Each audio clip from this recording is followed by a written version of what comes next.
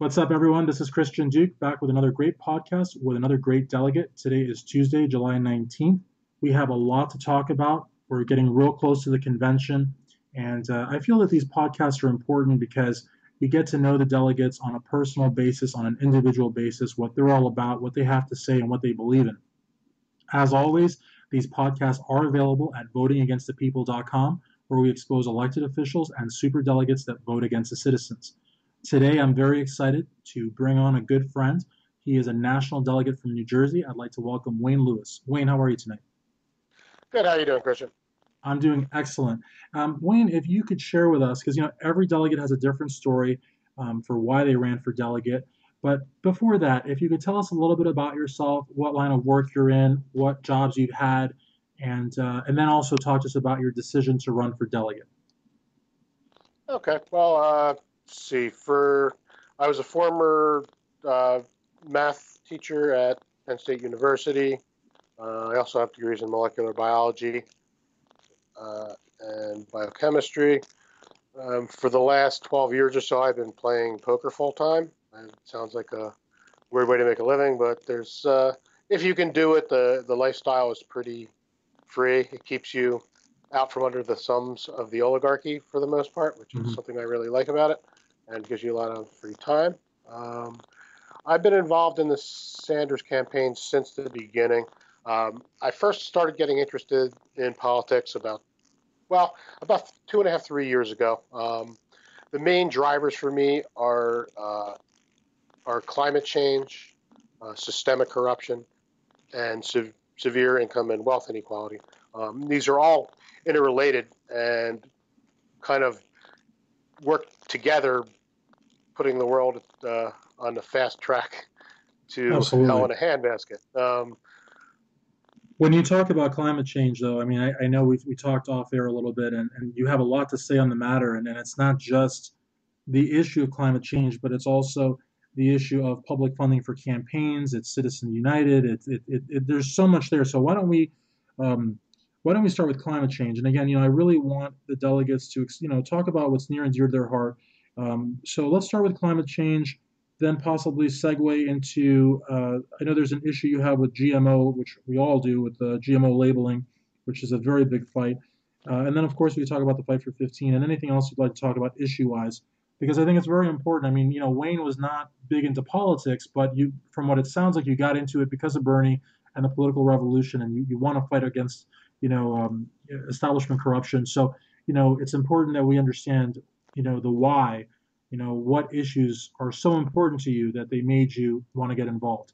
So let's talk a little bit about global warming and what the real issue is here for you. Okay, so global warming is a systemic problem, and climate change is more accurate. So the main thrust that people seem to focus on is of course, uh, fossil fuels and transforming our energy system, and that's part of it for sure. But if you take a close look, there's a number of things that are involved. So first of all, we need to get to using clean energy for transportation, clean energy for industry and home energy production. Now, most of this is going to be by really rooftop solar, small scale wind. I mean, that's the way to do it. But you also have to look at some other issues, and this actually, believe it or not, ties into free trade agreements. So um, a big part of the carbon footprint that we're leaving has to do with the way our food system works and the way our manufacturing works. So because we grow our food mostly in large scale agribusiness type farms, there's a lot of transportation costs in terms of carbon footprint that go into transporting the food from where it's grown to where we consume it. So to get away from that, we need to really start focusing on modern small scale agricultural farming. We also have the problem with manufacturing, uh, where when we're manufacturing things on one side of the world and sending them to another part of the world, we have to spend a lot of carbon transporting raw materials to the factory. Then there's a lot of waste in the production process. And then we have to spend a lot more carbon shipping it back out to wherever it needs to go. So we're going to need to start thinking more continentally than globally in those terms. Let's Absolutely. see. And Is just there just anything so that else? just so that folks at home know, I want to interject something very quickly. Wayne has a lot to say on this, but before we started the podcast, I urged him, or I actually asked him if he could uh, be brief about it. So, if folks are wondering, it sounds like he has a lot more to say. It's because he does. But like again, we're trying to, fit it within the context of a podcast. But no, I think you covered a lot of it in there. Because again, really climate change, again, the more appropriate term, as you pointed out, uh, is really a major problem. And I think Bernie Sanders is really the only candidate. I mean, including the former secretary, including of course Donald Trump and anyone else. Bernie Sanders is the only candidate that has basically an A-plus record in terms of environmental uh, advocacy, and this is something going back 30 years. And again, um, one thing that you had said, let's talk a little bit about public funding of campaigns, and sort of the vulnerable position that a lot of elected officials find themselves in, and to what extent they have to go to get this vital campaign funding. And it's on the one hand, of course, we want to fight corruption. On the other hand, you know, the current system is also, substantially flawed because these lobbying organizations are able to basically dangle a carrot in front of, some politicians that may not have the strongest moral principles, and then, uh, the environment takes the back seat. I guess I'll let you go on that because I sort of gave my opinion just now. Yeah, okay. I mean, so if you check out like Lester Lessig with Root Strikers, or if you check out representus.org, you'll get a better idea of what's going on with systemic corruption. So, of course, Citizens United is important. It needs to be overturned. But alone, that's not the whole issue. So, publicly funded elections, what that does is it frees elected officials up from having to spend 30 to 60% of their time calling wealthy donors for donations. When a candidate or when a representative does that, uh, the only people that actually have his ear are these special interests because he's on the phone with them, 40, 50% of his working time. Another issue has to do with the carrot that you were talking about. So we have this revolving door that needs to be closed where politicians and, more importantly, their senior staffers are offered lucrative lobbying positions after they get away from the Hill. And once that's done, they're pretty much in the pocket of the lobbying organization. Um, Another facet in this has to do with the idea of placing industry experts, quotation marks, in regulatory positions in the government. So make it, we need to close the door that allows people with industry conflicts of interest to serve in our regulatory agencies. Absolutely. And, somebody would think that, of course, these would be far and few between. In other words, that, we're talking about isolated matters, isolated cases, but actually there's quite a bit of overlap. And, these sort of, as you said, industrial experts in quotations that are, moonlighting or openly working in these regulatory capacities.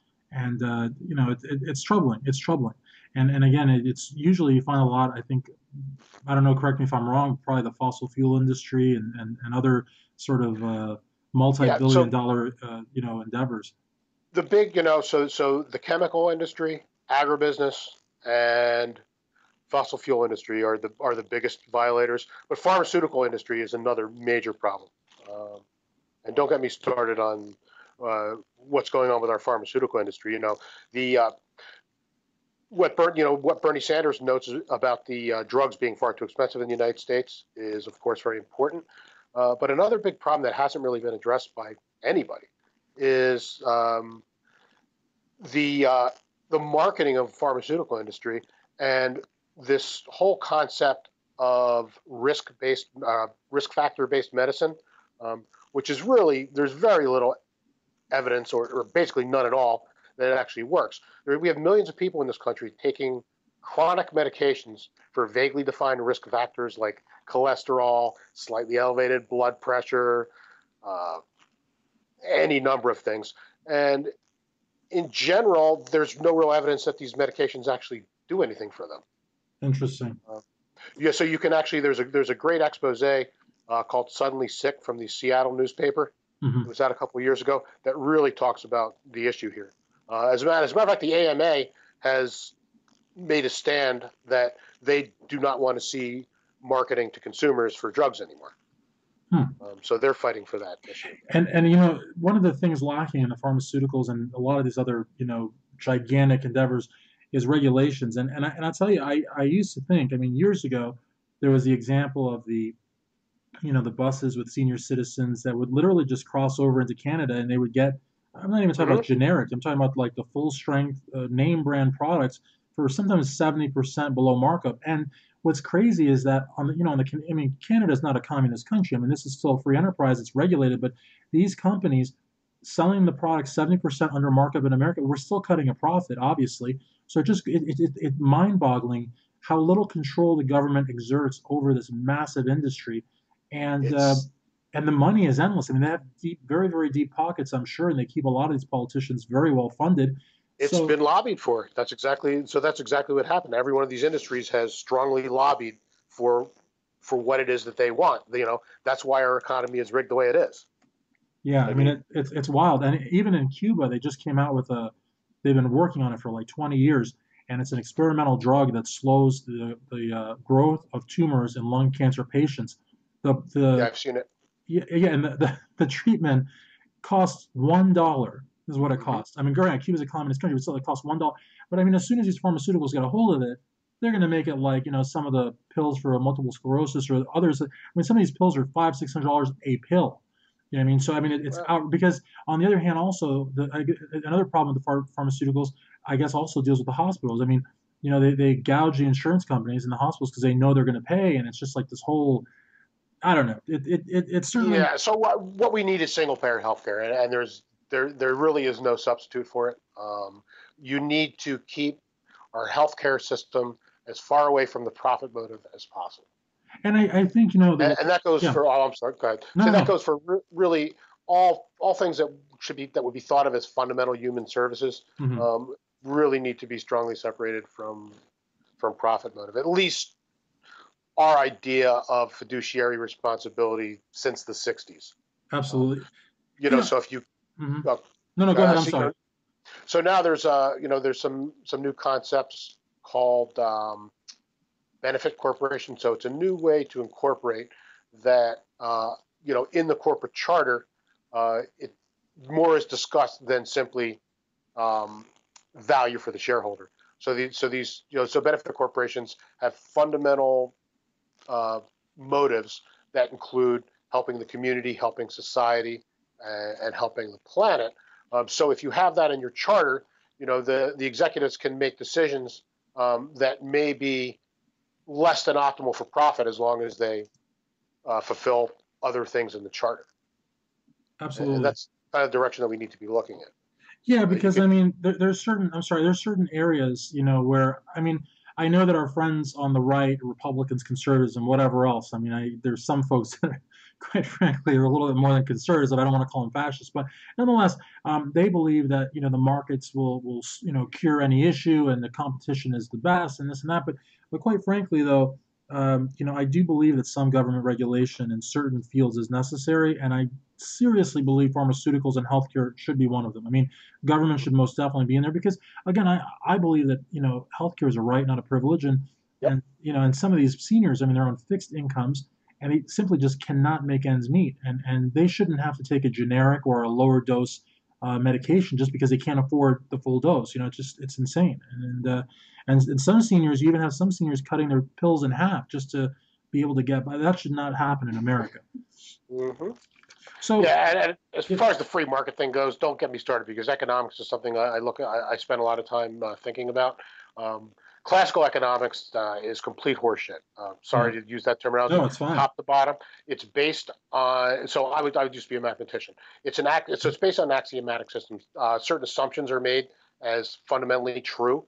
Um, they cannot almost every one of those assumptions can be demonstrated to be false. So if you start out with a formal system that assumes axioms that aren't true, whatever you prove, uh, assuming those axioms is completely worthless. The free markets are not natural objects. The whole idea is ludicrous. Yeah, Um, but it it, still you sounds can listen nice. to Robert Reich on it Yeah. if you want. I mean, So I can only talk about so much here, but No, I hear you. But it sounds nice though for their sound bites. I mean, they love sure to it say it, does. and Donald Trump is actually still advocating trickle down economics, which I guess he didn't live in the 1980s. But it's still people like to. I don't know. It's a nice sound bite. So let's talk a little bit about the whole genetically modified foods and labeling, because that's a big issue. Even in Bernie Sanders' own state of Vermont, apparently a GMO bill passed, which basically I have a real problem with consumers not knowing what they're putting in their mouth or giving to their children. It's really quite upsetting. But I know you have quite a bit to say on that, so maybe we could spend a little bit of time on that, and then of course talk about the fight for 15. Okay, so let me get into that really quickly. So, GMO labeling is something we should all stand for. Everyone should have a right to know what it is they're eating. One of the main issues with GMO labeling, although I don't, there's no evidence that actually eating GMO foods is in itself bad for you. But Okay. the modifications that are made generally are to allow the organisms to be resistant to herbicides. When those herbicides are used, there's always residue, and the herbicides like glyphosates are toxic and very likely carcinogenic. One of the deeper issues, and this touches on things like what's going on with the bees, is that when you modify the genome of an organism, and it's an organism that lives out in the biosphere, that organism interacts with a lot of other organisms in very complex ways with feedback loops and synergistic effects. So when you start meddling with genes out there in the wild, not somewhere in the laboratory in a controlled environment, you're exposing yourself to possibly catastrophic risks in the biosphere, like, for instance, all the bees dying off.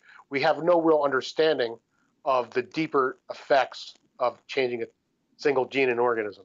Um, Viewing a gene as an object, as a object in itself, is dangerously naive. Okay. Everything is interconnected. Interesting. Interesting. And as far as the fight for 15 goes, and again, I want to just reiterate that I did tell Wayne here if he could be as concise as possible. So again, I highly recommend if anyone has any further questions, I'm sure that Wayne will answer them, because again, these are very important topics, and there's certainly, I think, for a lot of people, the reason why they're so supportive of Bernie Sanders and the political revolution. So I hope you'll answer anyone if you have any personal questions. Maybe they can ask you about these matters. In terms of the fight for 15, this is something that, of course, the former secretary sort of danced around a little bit during the primary, saying that she would only go as high as 12. We also have the platform draft that was come up with in Orlando, Florida, where they're going to try for $15 an hour federal minimum wage, quote unquote, overtime. I don't know what that means, but what's your take on the fight for 15 and a living wage? Well, I mean, the fight for the living wage, it's certainly something that, if you work 40 hours a week, you should be able to support yourself. I mean, this is, you know, kind of fundamental to what America is supposed to be. Uh, However, there's deeper issues that are involved with it. So, you can listen to Robert Reich, or you can listen to someone like Nick Hanauer about this. When most of your citizens barely have enough for basic survival, they don't have enough disposable income to spend in the economy, which kind of causes the entire economy to stagnate. Um, there's not much inspiration to develop new businesses when your citizens don't have money to buy the products anyway. Um, so again, everything is systemic. The fight for 15 is important for basic human rights of Americans, but it's also important to keep our economy stimulated and have wealth circulating. Absolutely. That's where I stand on the fight. Awesome. So let's talk a little bit about the primary in New Jersey. Again, just sort of anecdotally, if what was that like campaigning for Bernie there? I did a little bit of phone banking in New Jersey, and I found that there was a lot of support there, but we all know the outcome. So maybe talk a little bit Yes. about So, that. so to tell you the truth, yeah, I'm a little surprised. And there's all kinds of issues with elections. I don't think in New Jersey. I think Hillary Clinton always had strong support in New Jersey. A lot of New Jersey is fairly affluent, and and those areas are kind of old time, dyed in the wool Democrats, like third way Democrats, and Sure. they're Hillary Clinton supporters. They're Okay. establishment people. But, Bernie does have a lot of support in New Jersey. In southern New Jersey, I have mostly good experiences talking to people about Bernie. I was surprised to see him lose by that wide a margin in New Jersey. But I don't know what to say about it. Yeah. Okay. You're breaking up just a little bit, so I might talk over you a couple times just to sort of save you. But Okay. yeah, but that happens. I mean, this is technology. I mean, we're almost there, but we still have a few glitches. Let's talk a little bit about it. This is something that I think I would be remiss if I didn't ask you. It is technically a week old, but what were your impressions of Bernie's endorsement? We've heard several different opinions, but what's your opinion as far as Bernie's endorsement? And if you also would like to talk about, Initially, so initially, go ahead. okay. Initially, I was pretty unhappy with it. Um, the more I've looked into it, it appears that he really doesn't have any choice if he wants to have a primetime speaking spot at the convention and wanted to get anything done in terms of platform. He was going to pretty much have to do that. He hasn't dropped out of the race. Things can still happen. If you take a look at, Hillary just had what should have been her best week in the campaign. Bernie Sanders came out and endorsed her. The FBI decided not to prosecute, which I don't agree with that either. But Yeah, don't either. Yeah. what we saw is that when you would have expected her to have a huge jump in the polls, she's actually dropped in the polls against Donald Trump after having her best week. So we can only hope that a lot of the superdelegates, and I heard there was a lot of panic, among congressional Dems that, hey, what the hell is going on here? She's not getting prosecuted by the FBI. She's been endorsed by Bernie Sanders, and she's losing to Donald Trump in the swing states. Well, This I is pretty think scary. it is scary, and I have to say that I mean, the polls are the polls, and for the whole year and this year, Bernie Sanders has been beating Donald Trump by almost 20 points in some polls, Yep. and Hillary is largely an inflated candidate. She's not well liked, and the super delegates have one job and one job only. This was a point that was made by Angelica Duenas, who was my last podcast guest. She's a national delegate. Well, actually, she's a PLEO delegate from California, and that Uh-oh. is, yeah, that the super delegates have to pick the strongest candidate. And as you pointed out, I mean, and one thing too, the FBI said that she was quote unquote extremely careless, and uh, you know, anybody else would have said, would have apologized and conceded that. But of course, Hillary Clinton had to say, I was not extremely careless. So it wasn't even enough that she wasn't indicted, but that, she'd had the audacity to plumb her nose at the FBI. But nonetheless, she didn't get indicted. She got the endorsement, and she's starting to tank in the polls against Trump. And, so, basically what you said, from your lips to God's ears, you would think the super delegates would pick Sanders. But I think if party unity is more important to them, then we're going to have to live. And it's, I'm going to shut up here, but if they put party unity ahead of their obligation, not only are we going to lose to Trump in November, but Trump will be a two-term president. I mean, once a president gets elected, I mean, it takes something short of a miracle to get him out of office. He'll be there. I don't think Trump will be a two-term president, honestly. I don't think he's going to get anything done.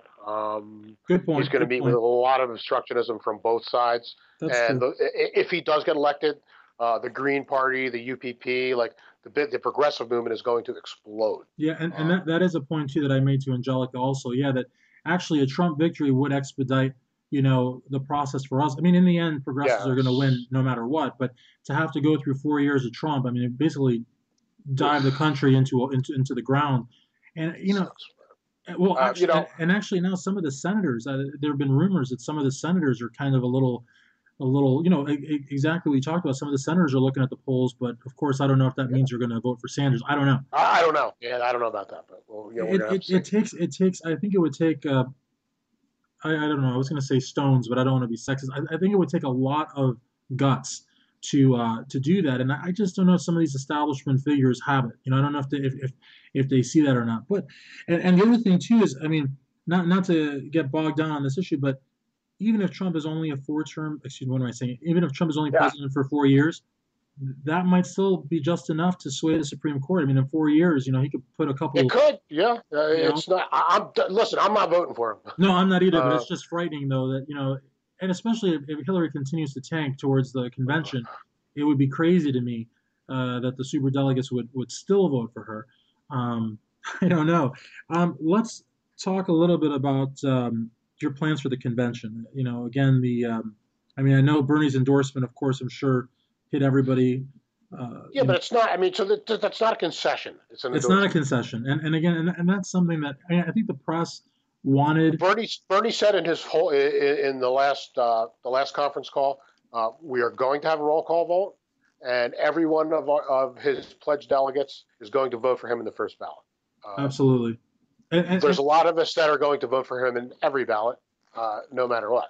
Exactly. I mean, and some of us may be on this podcast, but I have to say though that I would like to, I would like, I keep an open mind. If Hillary Clinton is, because here's the other thing, I don't trust Hillary Clinton or her camp as far as this platform draft Me goes. either. You know what I mean? They can promise pie in the sky, but even if it's in the actual platform, even if it's, she can still ignore it.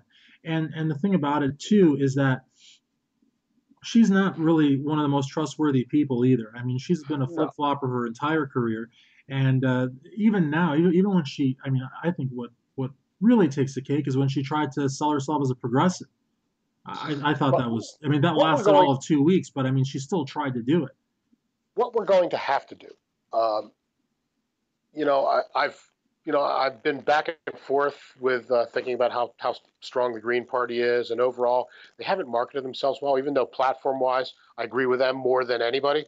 Um, but what we're going to have to do if Hillary Clinton wins, first of all, I'm involved with brandnewcongress.org. That's a big organization to Mhm. replace every district with a progressive across the nation. And we're going to be fighting district by district. Also, we're going to have to go around and we're going to have to fight for county commissioner seats. We're going to have to fight for state assembly seats. We need to, if we're going to do it within the Democratic Party, as Bernie wants to do, we're going to have to do it from the grassroots, the way the Tea Party took over the Republican Party. In other words, you have to start from the bottom up and put progressives in nationwide Sure. at every level of government. If you have that going for you, Hillary is mostly a politician. Um, Absolutely. Whatever is politically expedient, she will do. So if the real tide of the nation is strongly progressive, Hmm. that's what she'll do because Well, she'll get elected again. Uh, I got to tell you, that's the same fear I have with Trump, I have with Hillary. These are people in my book that will do or say anything to get to the White House. I mean, Trump is the same Absolutely. way, and that makes him very, very dangerous. The only difference, though, and again, I would never vote for Trump, but Trump did stand up to the establishment and defeated them, and whereas Hillary Clinton is basically a product of the establishment. They're both equally dangerous in my book, and I Yep. honestly, you know, going to the convention, the only person that I'm going to advocate for is Bernie Sanders. No one else. I will keep an open mind. If I really see a change in Hillary and Bernie encourages me. I mean, there's like I've been saying this all along. There's like a 5 to 10% chance I'd vote for her, but a 5 to 10% chance is awfully low. And if after the convention I still feel like I don't trust her and Bernie's not running, then I will consider my options at that point. But I will tell you that my days of voting for the lesser of two evils are gone. I mean, there's no such thing. Yeah. I mean, honestly, they used to say that a third party vote was a throwaway vote, but I think the real throwaway vote is when you vote for the lesser of two evils. I mean, that's crap. Yeah, So, the same progressive, did a great job with us. Her analogy is that we have been playing for 30 years. We've been playing battered spouse to the Democratic Party. You know, they yeah, come, they pander to us on progressive and left wing issues, and then they go back to Washington. They go back to the state capitol, and they serve their corporate donors. absolutely. And then when they come around to the election, they say, "Well, what are you going to do? You want to have Republicans in there? What Yeah. choice do you have?" And that's what we have to fight against. I mean, and Jill Stein has a great point about that. We're at, right now on Bernie or bust. Depending on what happens in the convention, I don't know what to do after that. And it's crazy because there's people saying that if you say that or you discuss it or anything, you can lose your credentials and blah blah blah. And I've told people, I said, listen, my only obligation is to vote for the candidate that I supported when I Yep. was elected as a delegate. That's it. I mean, That's there's it. phone calls going around now saying that, that Bernie's out, that we have to vote for Hillary and this and that. And I'll tell you something else, Wayne, and something I've been saying, that there's also a big camp of people. I heard of a conference call yesterday from a group that's not affiliated with the campaign, and I was very upset with the call. But nonetheless, uh, the idea of someone forfeiting or surrendering their civil rights just because they're scared they're going to have their credentials pulled, and then to regain them once they make it into the Wells Fargo Center, that's not American to me. I mean, the idea that we cannot exercise free speech on our own Facebook, or that we can't do it at the convention, which is a quasi-public event. A lot of people say it's a private club. It's not. It receives federal funds. It's not a private club. Well, It's I'm just not. I'm un-American. not doing it. I'm I'm not not doing it. doing it. I mean, if they want my credentials for exercising free speech, they can have them. I'll contest it up and down. But, there's just people that are just living in fear, and that's not what Bernie wants us to do. Um, so, as far as, I mean, and it sounds like we're on the same page as far as the movement that's going to come after the convention. And, I think that where people see defeat, I think they should really see a future, because Bernie has not suspended, and Bernie's plans of building a progressive movement are, as you said, going from the Yeah, ground up.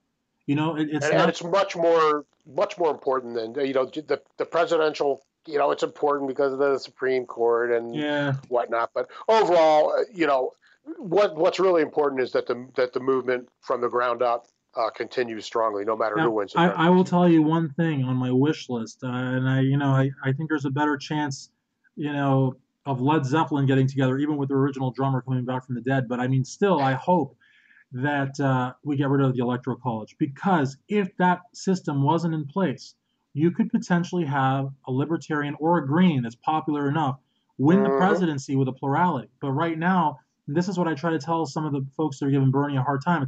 If you had Bernie, Hillary, Donald Trump, and Gary Johnson on a stage, I have no doubt Bernie would get the biggest plurality. But the electors would never, it would be like Ross Perot in 92. The guy got 19.5 million votes. He didn't get a single electoral vote. You know what I mean? It's an anti-democratic institution within our country, and that needs to Hmm. go. And we have our own version of it with the superdelegates in the Democratic Party. But it's it. But like I said, Bernie's approach is the way to go, starting from the ground up. Same thing you said, and same thing I say. So again, I really want to thank you for taking the time, Wayne. I know you have a conference call coming up, and you're very busy. But is there anything else you'd like to say as we sort of wrap up the interview? No, I guess that's good. I mean, just the only thing I would say is, everyone that's been part of the movement, don't you know, don't lose hope, don't get demoralized, don't get discouraged. The movement's not going anywhere. Um, whether Bernie wins or doesn't win the Democratic nomination, we need to stay focused on the issues that we started, and we need to keep pounding on them for the next however long it takes. Absolutely. And in the end, and I hate to sound pompous, but in the end, progressives will prevail just because of the way everything's going, looking at Europe, looking at Asia. I mean, progressives are going to prevail. It's just a question of how. And I wish, and you'll notice that both Wayne and I still maintain hope that Bernie could walk away with that nomination. Again, we're not going to Philadelphia to crown a Clinton, as much as certain people like to think, or the press likes to think. We are still supporting an active candidate who does very well in the polls against Donald Trump. So, anything's possible. Thank you once again, Wayne, for taking the time. For Wayne Lewis, I'm Christian Duke, votingagainstthepeople.com. Thank you.